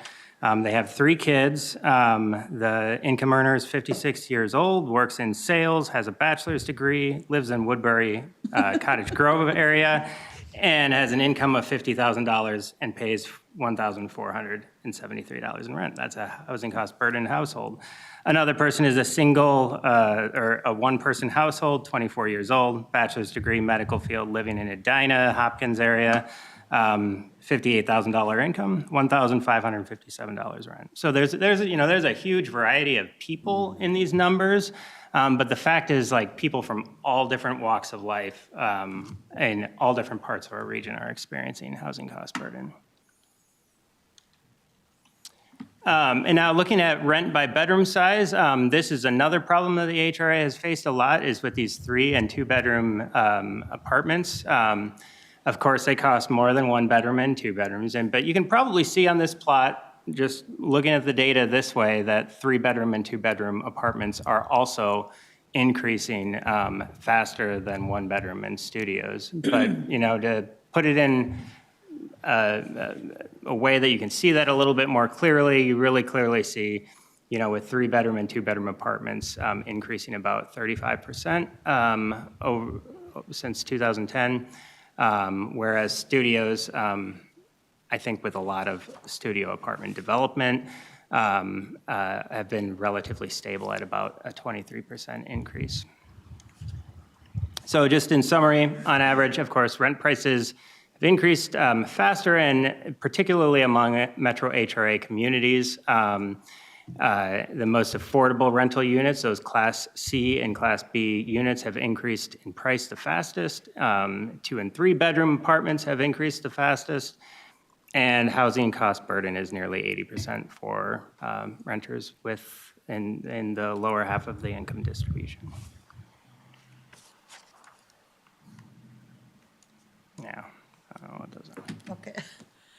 Thank you, Joel. So that helps our conversation. I think a lot of what I'm going to talk about is sort of showing this in a different way and how different payment standards impact the folks we serve. So first slide is just really just a reminder on what small area fair market rents are. HUD published a final rule in 2016, so that's the first time HUD allowed, the U.S. Department of Housing and Urban Development, allowed the adoption of small area fair market rents. And these are rent limits that are calculated at the zip code level instead of one for the entire metropolitan area. So it allows for more variation in rent structure around a region like ours, where we're serving almost 100 communities, and we know that some communities, I don't know, say Columbia Heights costs one thing for a rental apartment, and if you move to Edina, it costs a whole lot more. So this allows for some of those variations. But when HUD established this final rule, it was really a fair housing initiative to improve housing choice for voucher holders to have access to more communities.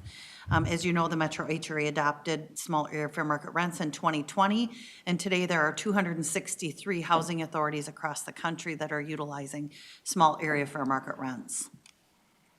This is a sort of a map that shows the distribution of housing authorities across the country that have adopted small area fair market rents. The darker blue areas have more housing authorities that have adopted this methodology. Light blue areas are housing states that have less participation, and gray states don't have any agencies administering fair market rent, small area fair market rents.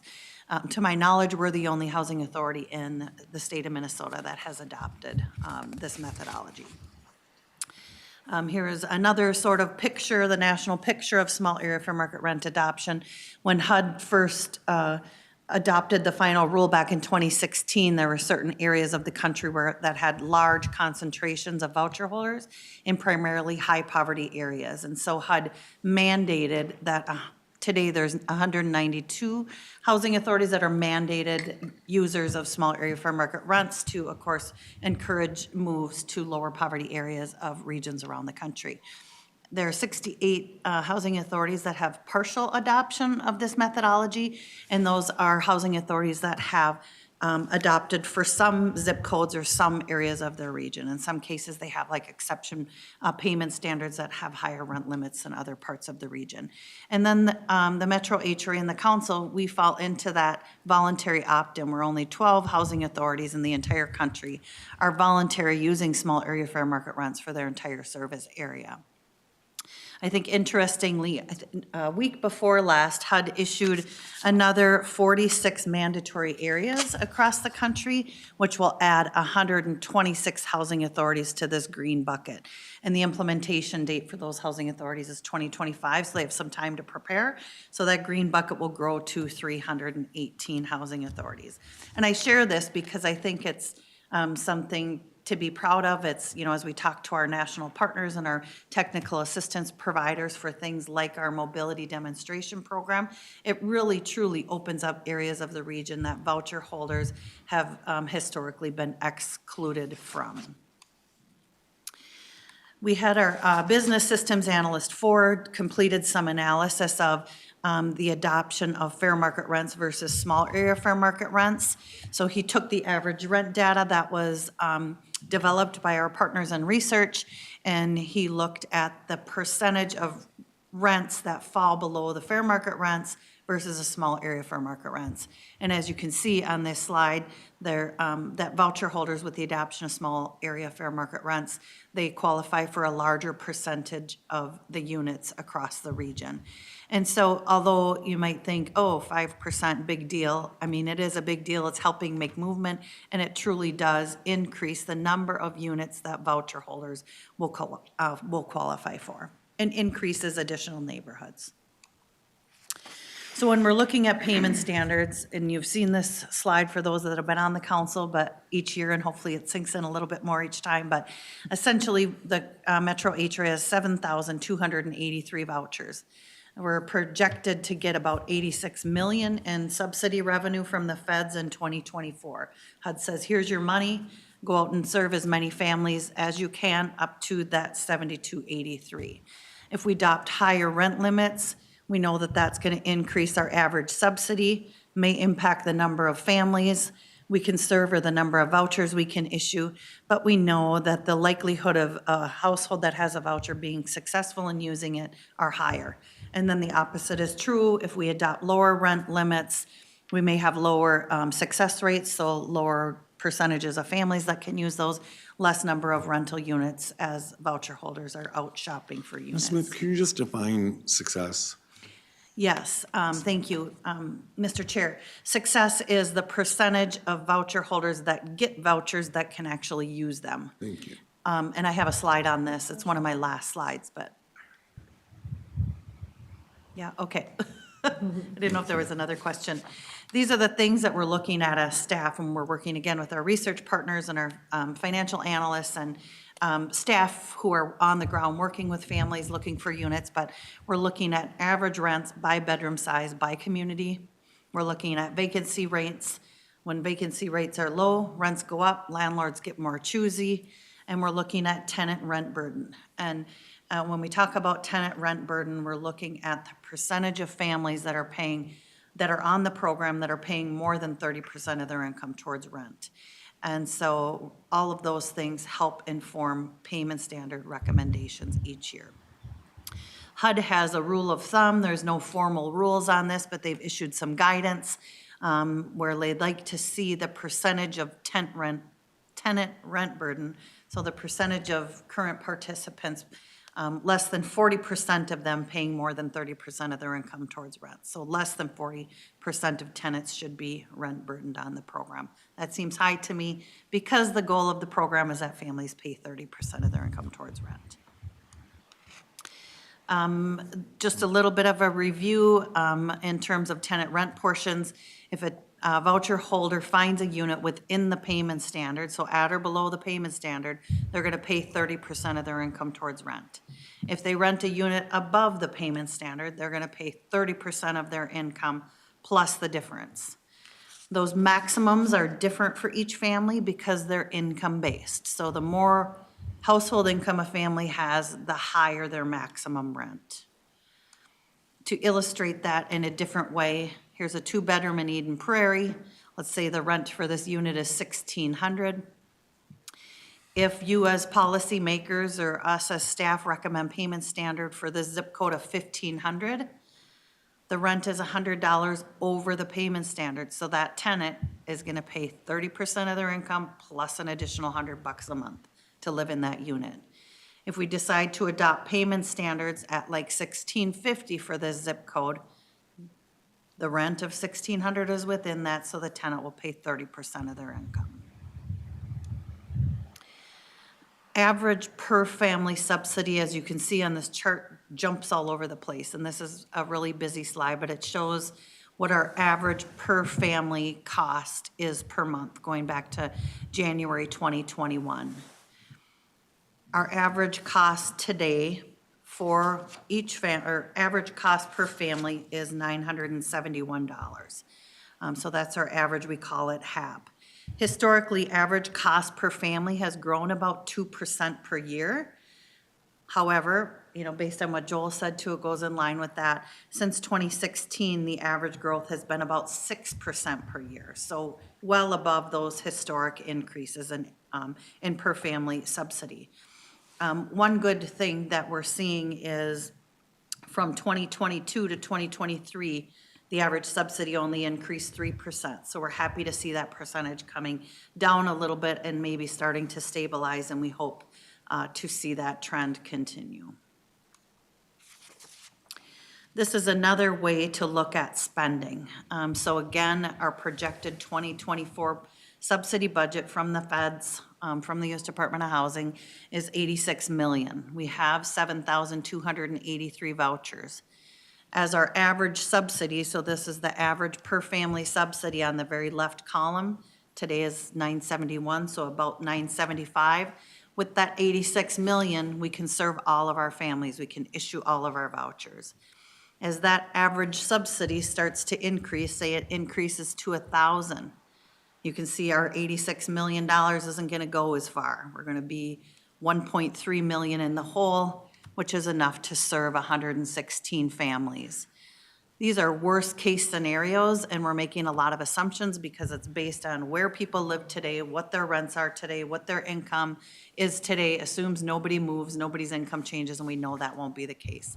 So these are, worst case scenarios. But you can see as the average per family subsidy increases,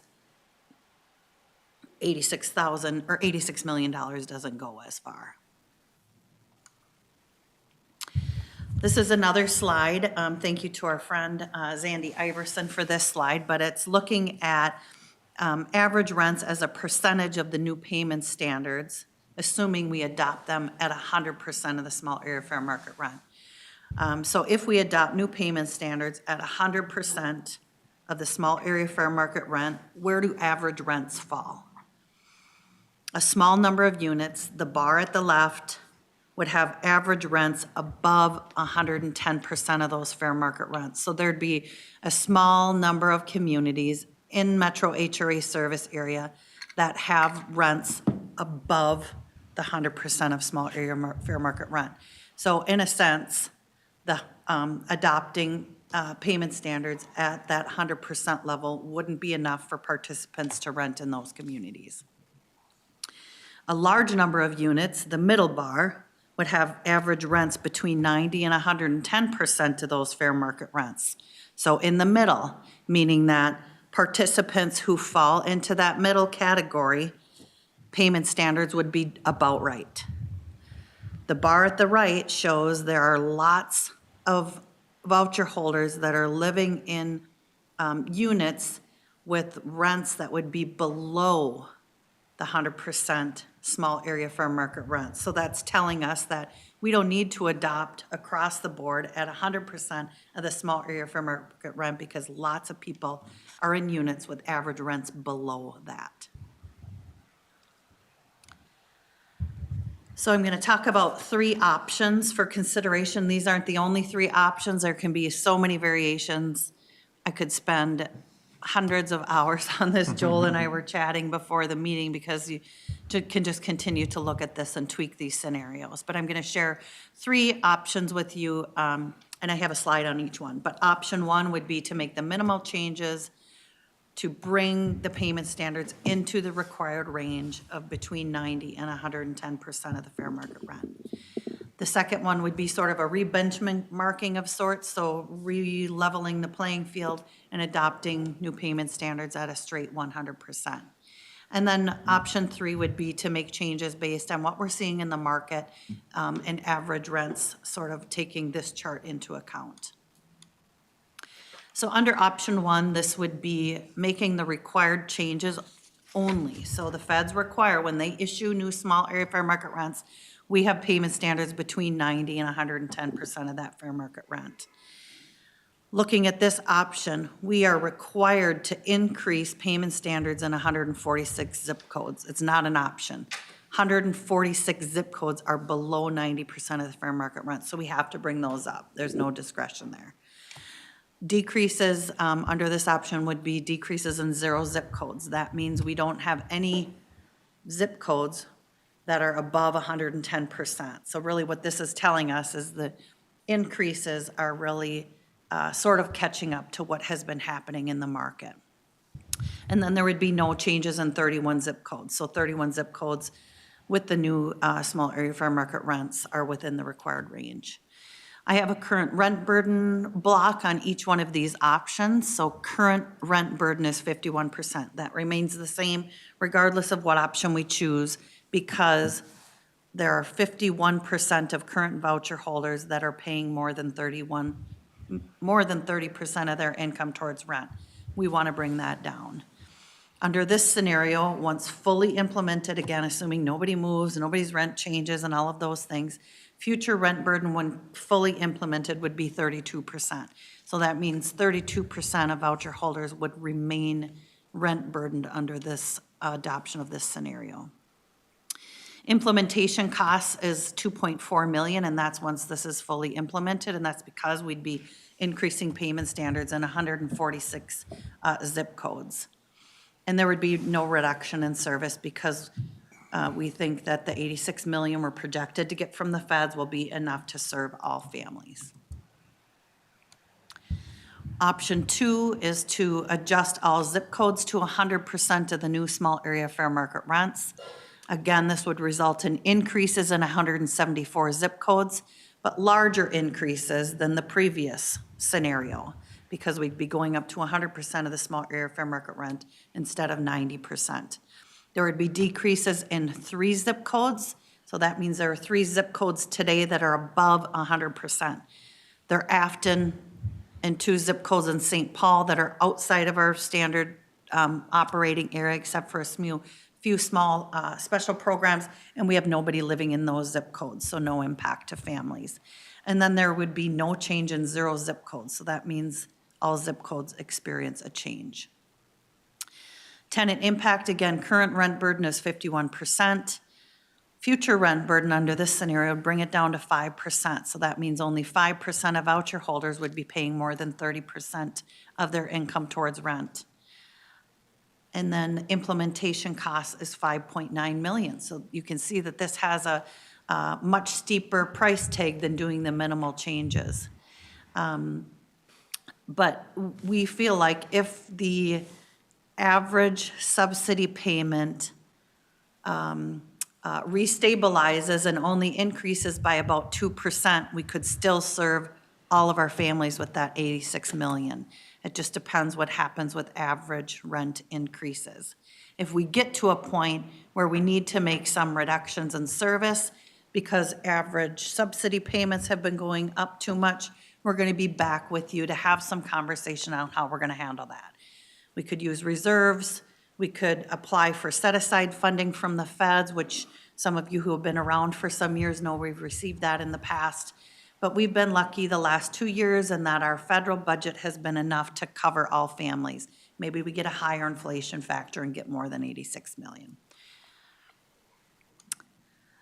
And then the third option is sort of this market-driven approach. And so this is, again, increases in 174 zip codes. But under this scenario, we'd be increasing some communities more than 100% because the rents are high. We'd be not increasing as much for units that are in that far right bar. So we'd be adopting some units at 110% of the smart area fair market rent. So like units in Edina would be at that highest level to ensure that voucher holders could potentially have access to some of those units. In some of our lower rent communities, we'd be going to 98% of the small area fair market rent because we know in looking at the average rent data, we don't need to go up that far and it helps balance our budget some. Current rent burden again is 51% under this scenario, same as the option 2, future rent burden would be 5% once fully implemented. This one costs a little bit less to implement than the straight 100%, and I think it's because we have lots of communities that would be at that 98% of the small area fair market rent. And the same is true with reduction in service. If our average subsidy goes back to what we hope it will do and only increase by about 2%, we should be able to serve all our families, but there's so many unknowns that, again, we would be back with you for conversation. I have 2 more slides, and then we'll have some discussion, Mr. Chair. Success rates in terms of the percentage of voucher holders that are able to use their voucher. There are varying percentages here. So housing choice voucher holders that don't have any supports, they have their voucher, they don't get support services from us, they don't receive housing search assistance like some of our special purpose vouchers do, 55% of those get used. And those are people coming off the waiting list for the first time. Housing choice voucher movers, so these people that are already on the program are using their voucher to move to another unit. In 65% of these scenarios, those voucher holders are successful. And when we look at special purpose vouchers, these are vouchers like our mainstream vouchers and our emergency housing vouchers that serve people experiencing homelessness, veterans, and in many cases have supports that are have landlord engagement, that have housing search assistance, that have case management services. Those vouchers are successful 80% of the time. So overall, our voucher success rate is 65%. There are lots of reasons that vouchers don't get used. People find other scenarios. People can't find a landlord to rent to them. People move out of the area. They no longer need assistance. The mover decides to remain in their current unit, so they just let their voucher expire. So there are lots of reasons. But our goal is to increase these percentages, and having competitive payment standards allows us to do that. So here are the options all on one chart, and I am interested in your comments and your feedback. I would say as of staff, just as a recommendation, I feel like option 1 probably doesn't get us to where we need to be because it doesn't open up enough rental units in the marketplace for voucher holders. I think option 2 or option 3 are, I can see pluses and minuses for both of those. Certainly option 2 is administratively the easiest because it's just 100%. We're letting the feds pick, what the rents are without making any adjustments for local market conditions and local knowledge, where option 3, I think, inputs local knowledge that we know about our service area and utilizing the average rent data that was generated by our partners in research. And I will stop there for some discussion and comments. Council. Thank you very much, Ms. Smith, for the presentation. Questions, discussion? Councilmember Wolf, I knew you participated in the housing policy work group, and so I don't know if you had any insights to share from the group. In the work group, we were sort of coalescing around option 3. It was the impression that I got. Obviously, option 1 doesn't work well because the last time we adjusted all of these, we were supposed to get the percentage of people that were cost burdened down significantly, but with rents going back up again, we're back to, an unacceptable number. Right. So if you start with a big number, you're going to get an even bigger number of people that are rent burdened. So, Thank you. Committee members, comments, Councilmember Bento. Thank you, Mr. Chair. I'm glad to hear that. Because I was leaning towards option number 3, and I like the fact that it allows us to really focus on our area, our community of voucher users, and our data. Right. It does mean more work, but I think it has the potential to better meet needs. Right. Agreed. Councilmember Lindstrom. So I regularly hear the challenges around staff capacity. Do you feel like you have the capacity to do option 3 with the help of a good research team? Councilmember Lilligren and Councilmember Lindstrom, I do. I think the confusing part for option 3, it's just harder to explain to stakeholders on why some areas have higher rent limits and some have lower. So I think that can become a little bit of a challenge. We have some really savvy landlords that want the highest rents they can get in some of their communities, so we may get some questions. We can handle that. In terms of setting it up, any option, there's some manpower and capacity that goes into getting our system set up, but we have a tool on our website where participants and landlords can go in and plug in an address and a zip code, and it pulls up the payment standard. So I think that helps simplify, but it's a complicated system having this many payment standards with at the zip code level, but I think the trade-offs are worth it because it does improve choice for voucher holders. Thank you. Yeah, thank you. Yeah, Councilmember Wolf. thank you, Mr. Chair. I think the best way to describe option 3 is you're making sure that a certain percentage of the units in that community are available and trying to be, more fair across in terms of availability. Agree. And so my input would be that, I lean towards option 3 as well. And for the reasons that are stated, Councilmember Wolf makes an excellent reason. And also when you opened your presentation, Terri, you talked about how strongly supported you are from our research work. And it does seem, as Councilmember Bento was saying, this is leveraging that, right? We're investing in that as well. So I would say option 3. Anyone else? Yeah, Councilmember Lindstrom. I had a note from our discussion 2 years ago that I put down that back in 2021, 48% of voucher holders are paying more than 30% on housing. Now we're 51%. And at that time, the industry standard is 40%. Do you think I took down those notes correctly? And wouldn't it be amazing if we were at 5%? Right. Either through option 2 or option 3? Chair Lilligren and Councilmember Lindstrom, your notes are correct. The 40% industry standard is that HUD guidance. They want to see less than 40% of families rent burdened. And so I think that's a high benchmark. I think we could do better, so it would be great to see it down to 5%. I think what happens is as people move around the region and rents continue to rise, we may reduce it down, but then it starts to creep back up. And then we adopt new payment standards, and then it creeps back up. And so if we can get it down further, maybe it won't get as high as 40% or 50%. So good note-taking. Thank you. Impressive, Councilmember Leinster. Anything else, committee members? Seeing none, thank you for your work and to your teams for your work on this. And when does this come forward for a decision, Terry? Oh, I had one more slide, but. Oh, there it is. Okay, Timeline. yep, I see it.